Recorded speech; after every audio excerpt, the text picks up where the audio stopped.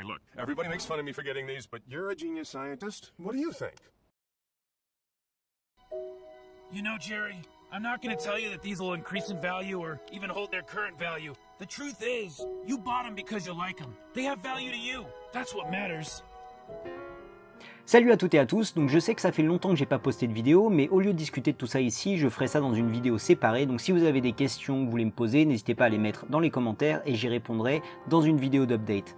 Une dernière chose rapidement avant de commencer, je voulais dire que mon pote Johan m'a tanné depuis des mois, voire des années pour reposter, donc je lui fais une petite dédicace comme promis, et si vous êtes content de voir une nouvelle vidéo, n'hésitez pas à lui dire merci dans les commentaires, ça lui fera sûrement plaisir. Sur ce, j'espère que vous trouverez cette vidéo utile et intéressante, et je vous souhaite un bon visionnage. Comme certains d'entre vous le savent, je m'intéresse aux crypto-monnaies depuis 2016 et j'ai produit une vidéo en 2017 pour essayer d'expliquer sur les grandes lignes ce qu'était le Bitcoin et ce qu'il avait à proposer. Le truc c'est que depuis ma dernière vidéo, le Bitcoin a quand même beaucoup changé. En août 2017, un débat sur le futur de Bitcoin a fait rage au sein de la communauté. Une partie voulait prioriser la décentralisation du réseau, quitte à avoir de gros frais de transaction sur le court ou moyen terme, alors que l'autre voulait garder les frais de transaction aussi bas que possible, quitte à sacrifier la décentralisation du réseau sur le court ou moyen terme. Les différences d'opinion étaient telles que la communauté de Bitcoin s'est scindée en deux.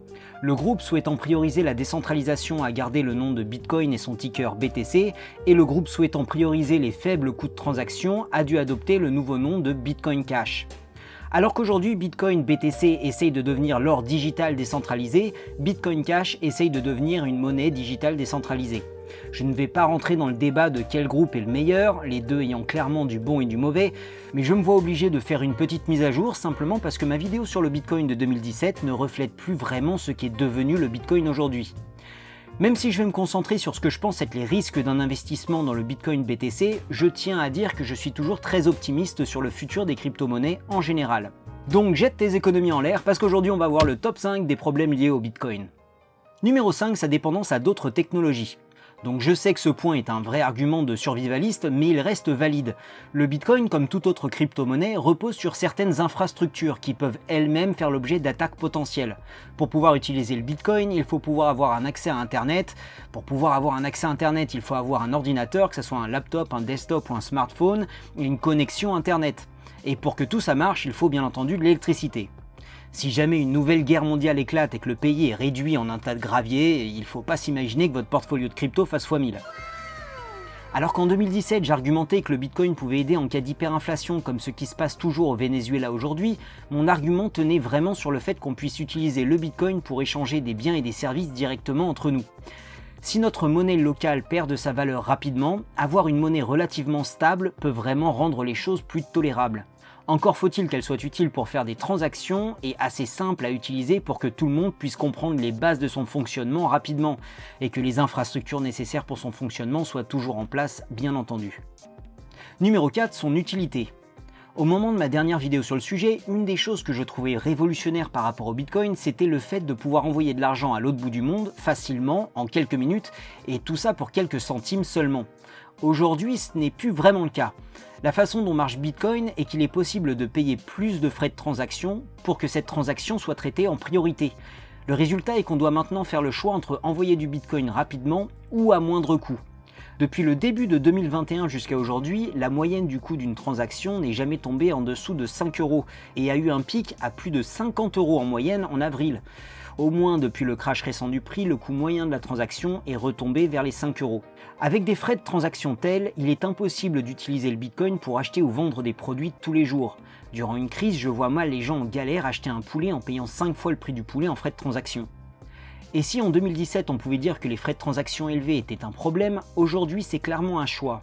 Pour des raisons techniques que je ne développerai pas dans cette vidéo, les frais de transaction élevés ne sont que le résultat du choix de garder Bitcoin comme étant un réseau aussi décentralisé que possible. Les développeurs ont donc décidé d'utiliser une autre technologie, le Lightning Network, pour accéder aux transactions rapides et à faible coût plutôt que d'utiliser Bitcoin lui-même. Le Lightning Network utilise Bitcoin mais n'est pas Bitcoin. C'est donc encore une nouvelle technologie avec ses propres avantages et inconvénients.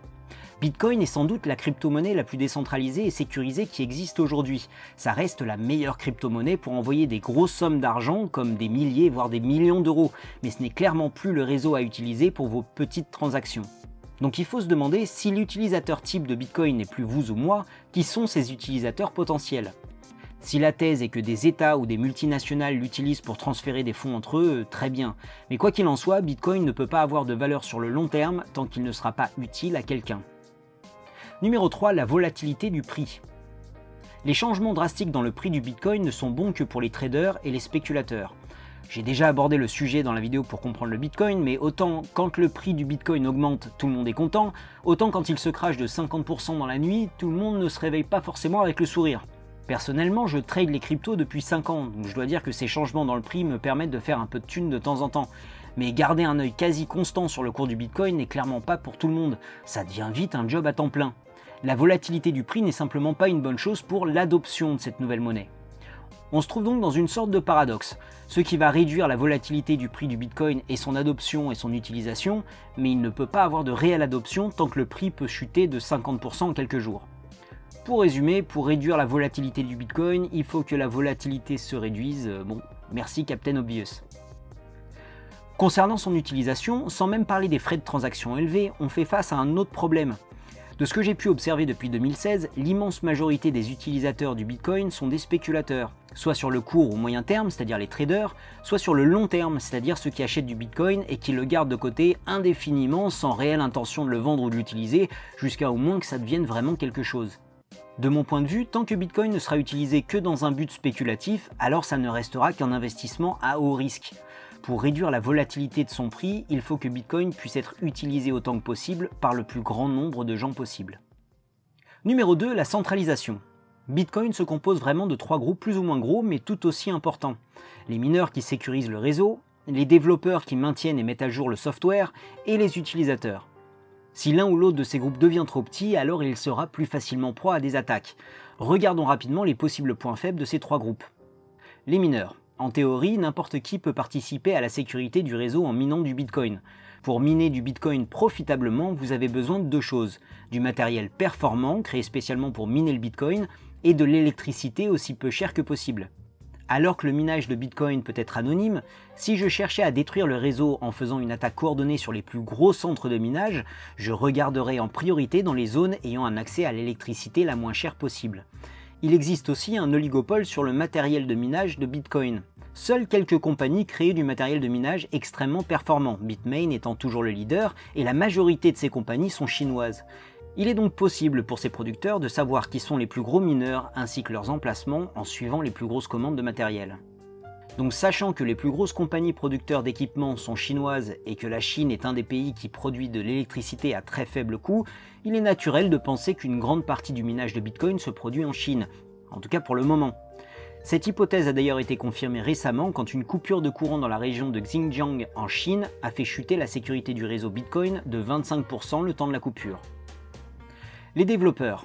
Alors que tout le monde peut faire des propositions pour changer ou améliorer le code source de Bitcoin, seul un comité restreint de développeurs, une petite trentaine environ, peuvent actualiser ces changements. Je tiens à dire que je ne remets absolument pas en doute l'intégrité de ces personnes, mais il est important de garder en tête que plus la valeur de Bitcoin augmente, plus ce groupe risque d'être la proie de tentatives de corruption ou d'intimidation. Ce groupe réduit de développeurs a donc une influence particulière sur la direction que prend Bitcoin. Mais ils ne peuvent cependant pas hijacker Bitcoin tout seuls. Ils ne peuvent ni forcer les mineurs à faire une mise à jour du software sur leur machine, ni forcer les utilisateurs à continuer d'utiliser Bitcoin si jamais ils proposent une nouvelle version de Bitcoin qui ne plaît pas à la communauté. Finalement, les utilisateurs.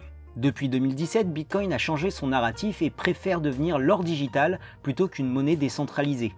Par conséquent, Bitcoin vise à attirer des fonds d'investissement, des entreprises ou tout autre gros investisseur à joindre le réseau. Le problème que je vois avec ça, c'est que ce genre d'utilisateur n'essaye pas de changer l'ordre des choses, ce qui était quand même la vision de Bitcoin à la base. Encore une fois, si j'étais à la tête d'un gouvernement et que je souhaitais arrêter ou ralentir le Bitcoin, il me serait plus facile de faire pression sur un petit nombre de gros utilisateurs plutôt que sur un grand nombre de petits utilisateurs éparpillés un petit peu partout dans le monde. Il est donc important de comprendre que certains aspects de Bitcoin restent encore relativement centralisés aujourd'hui.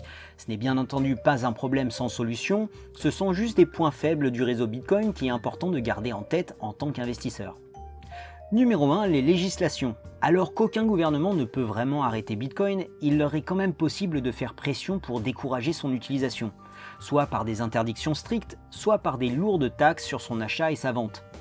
Récemment, il y a eu des discussions en Chine sur la possibilité d'interdire le minage des crypto-monnaies. Alors que je doute que cette proposition soit mise en loi, ça reste une piqûre de rappel sur les différentes façons que les gouvernements peuvent utiliser pour influencer Bitcoin, au moins sur le court terme. Finalement, il est important de comprendre que le Bitcoin a changé sa vision depuis 2017. Alors qu'on pouvait penser à l'époque que ça serait le cash du futur, aujourd'hui ce n'est plus le cas. Sa nouvelle vision est qu'il va devenir l'or digital et qu'il sera utilisé pour remplacer les monnaies de réserve comme le dollar ou l'euro. Maintenant, il ne faut pas s'attendre à ce que ça se passe en douceur. Je vois mal les banques centrales remplacer des monnaies qu'elles contrôlent par une qu'elles ne contrôlent pas sans aucune opposition de leur part. Mais ce point reste vrai pour n'importe quelle crypto qui commencerait vraiment à remuer les choses. Donc autant j'ai toujours confiance dans le futur des crypto-monnaies, autant je reste sceptique sur la direction que Bitcoin a décidé de prendre depuis 2017. Ça ne veut certainement pas dire que le Bitcoin ne réussira pas sur le long terme. Je pense juste qu'il va falloir commencer à avoir une réelle utilisation du réseau pour rester confiant dans le futur de ce projet. Que ce soit Bitcoin, Bitcoin Cash, Ethereum ou toutes les autres crypto-monnaies disponibles aujourd'hui, aucun de ces projets n'est parfait et chacun devra faire face à ses propres obstacles s'il veut réussir. Comme j'ai pu le mentionner de nombreuses fois, je pense que les crypto-monnaies offrent de réels avantages en comparaison au système financier en place. Mais si une transition doit se faire, elle se fera certainement graduellement et devra faire face à de nombreuses oppositions de la part du système en place. Donc dites-moi ce que vous en pensez dans les commentaires et j'essaierai d'y répondre. En attendant, je vous remercie d'avoir regardé cette vidéo jusqu'au bout et je ferai une vidéo d'update très rapidement si vous avez des questions pour moi. J'ai aussi quelques autres vidéos en préparation, donc normalement il devrait y avoir du nouveau sur cette chaîne et sur la chaîne d'Outside the Box dans les semaines à venir. Je vous souhaite un excellent samedi et je vous dis à bientôt. Salut!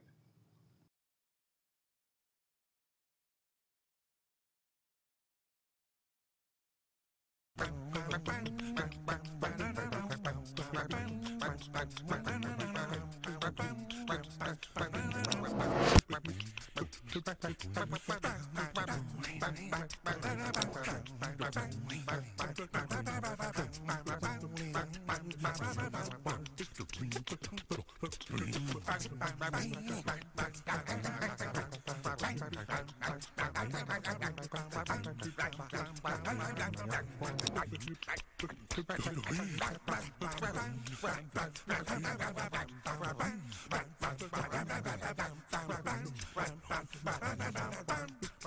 bang, bang, bang,